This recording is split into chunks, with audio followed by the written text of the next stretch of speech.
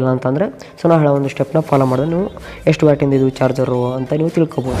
ಈಗ ಯಾವ್ದಾದ್ರು ಹೊಸ ಮೊಬೈಲ್ಸ್ಗಳನ್ನ ತಗೊಳಕ್ಕೆ ಹೋದರೆ so 60 watt charger, 30 watt charger, 40 watt charger, 80 watt charger ಅಂತ ಈ ರೀತಿ ಚಾರ್ಜರ್ಸ್ಗಳ ಮೇಲೆ ಮೆನ್ಷನ್ ಮಾಡಿರ್ತಾರೆ.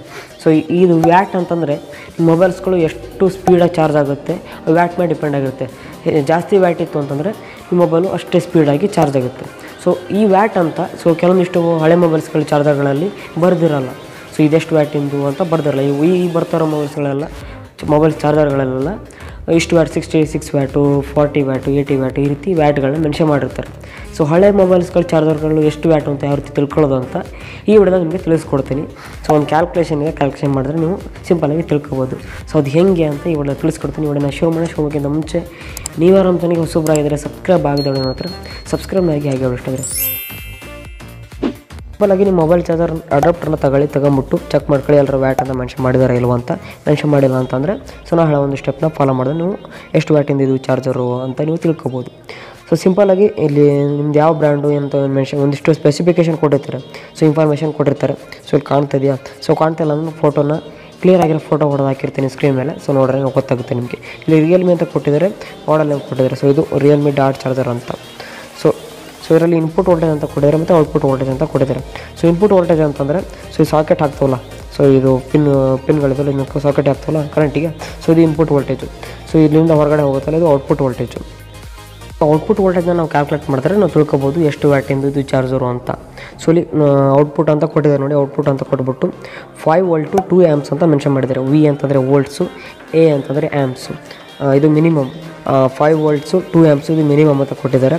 ಮತ್ತು 5 ವೋಲ್ಟ್ಸು 6 ಆ್ಯಂಪ್ಸು ಇದು ಮ್ಯಾಕ್ಸಿಮಮ್ ಅಂತ ಕೊಟ್ಟಿದ್ದಾರೆ. ಸೊ ಇದರಲ್ಲಿ ಏನಾಗ್ತಾ ಇದೆಯಪ್ಪ ಅಂತಂದರೆ ಇದರ ಚಾರ್ಜರಿಂದ ಔಟ್ಪುಟ್ ಬರೋದು 5 ವೋಲ್ಟ್ಸು 2 ಆ್ಯಂಪ್ಸು. ಸೊ 5 ವೋಲ್ಟ್ಸ್ ಕಾಮನ್ನು 2 ಆ್ಯಂಪ್ಸ್ ಮಾತ್ರ ವೇರಿ ಆಗ್ತಾ ಇರುತ್ತೆ. ಅಂದರೆ ಕರೆಂಟ್ ಮಾತ್ರ ವೇರಿ ಆಗ್ತಾ ಇರುತ್ತೆ. ಒಂದೊಂದು ಟೈಮು 2 ಆ್ಯಂಪ್ಸ್ ಮಿನಿಮಮ್ ಬರುತ್ತೆ ಮತ್ತು ಮ್ಯಾಕ್ಸಿಮಮ್ಮು 6 ಆ್ಯಂಪ್ಸು ಬರುತ್ತೆ ಅಂತ ಇದರಲ್ಲಿ ಮೆನ್ಷನ್ ಮಾಡಿದ್ದಾರೆ. ಸೊ ಈಗ ಹೆಂಗೆ ಕ್ಯಾಲ್ಕುಲೇಟ್ ಮಾಡೋದು? ಒಂದು ಫಾರ್ಮುಲಾ ಇದೆ. So watt is equals V into I ಅಂತ. ಐ ಅಂತಂದರೆ ಆ್ಯಂಪ್ಸ್ ಅಂತಲೂ ಅನ್ಕೋಬೋದು, ನೀವು ಕರೆಂಟ್ ಅಂತಲೂ ಅನ್ಕೋಬೋದು. ಸೊ ಗೊತ್ತಾಯ್ತು, ಐ ಅಂತಂದರೆ ಎ ಆದರೂ ಆಯಿತು, ಐ ಅಂತಂದರೆ ಎರಡು ಒಂದೇ ಮೀನಿಂಗ್ ಅದು. ಸೊ ಈಗ watt is equals V into I ಅಂತ.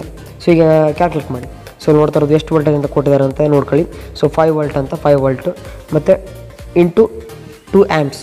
ಸೊ ಕ್ಯಾಲ್ಕುಲೇಟ್ ಮಾಡಿದ್ವಿ. 5 ಇಂಟು 2 ಅಂದರೆ ಎಷ್ಟಾಯಿತು? 10 ಆಯಿತು. ಸೊ ಇದು ಮಿನಿಮಮ್ಮು 10 ವ್ಯಾಟ್ನ ಕೊಡುತ್ತಂತೆ.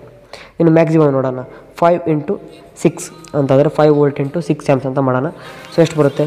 30 ಬರುತ್ತೆ. 30 ವ್ಯಾಟು ಇದ್ರ ಮ್ಯಾಕ್ಸಿಮಮ್. ಸೊ ಈ ರೀತಿ ಫಾರ್ಮುಲಾ ಹಾಕ್ಬಿಟ್ಟು ನೀವು ಕ್ಯಾಲ್ಕುಲೇಟ್ ಮಾಡ್ಕೋಬೋದು. ಸೊ ಇದು ಚಾರ್ಜರ್ ಇದೆಯಲ್ಲ ಇದು 30 ವ್ಯಾಟ್ ಅಂತ. ಸೊ 30 ವ್ಯಾಟ್ ಚಾರ್ಜರ್ ಇದು. 30 ವ್ಯಾಟ್ರಿಂದ ಒಂದು ರೇಂಜಿಗೆ ಚಾರ್ಜ್ ಆಗುತ್ತೆ. ನನ್ನ ಮೊಬೈಲ್ನ ಚಾರ್ಜ್ ಆಗೋದು ಮಿನಿಮಮ್ ಒಂದು 3/4 ಗಂಟೆಯಲ್ಲಿ ಫುಲ್ ಆಗಿಬಿಡುತ್ತೆ. ಸೊ ಈ ಚಾರ್ಜರಲ್ಲಿ 30 ವ್ಯಾಟಲ್ಲಿ ಈ ರೀತಿ ಚಾರ್ಜರ್ ಆಗ್ತದೆ. ಸೊ ಗೊತ್ತಾಯ್ತು ಅಂದ್ಕೊಳ್ತೀನಿ ಯಾವ ರೀತಿ ಕ್ಯಾಲ್ಕುಲೇಟ್ ಮಾಡೋದು ಅಂತ. ಸೊ ಫಾರ್ಮುಲಾ ಪ್ರಕಾರ ಮಾಡ್ಕೊಳ್ಳಿ.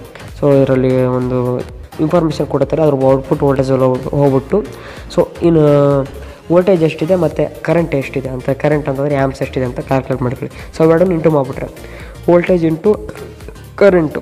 ಸೊ ವೋಲ್ಟೇಜ್ ಇಂಟು ಕರೆಂಟ್ನ ಇಂಟು ಮಾಡಿಬಿಟ್ರೆ ಸೊ ನಿಮ್ದು ಎಷ್ಟು ವ್ಯಾಟ್ ಅಂತ ಗೊತ್ತಾಗುತ್ತೆ. ಸೊ ಗೊತ್ತಾಗುತ್ತೆ. ಈ ರೀತಿ ನೀವು ವ್ಯಾಟ್ನ ಕ್ಯಾಲ್ಕುಲೇಟ್ ಮಾಡೋದು ಅಂತಂದರೆ ಮೊಬೈಲ್ ಚಾರ್ಜರ್ ವ್ಯಾಟ್ನ ನೀವು ತಿಳ್ಕೊಳ್ಳೋದು ಹೀಗೆ.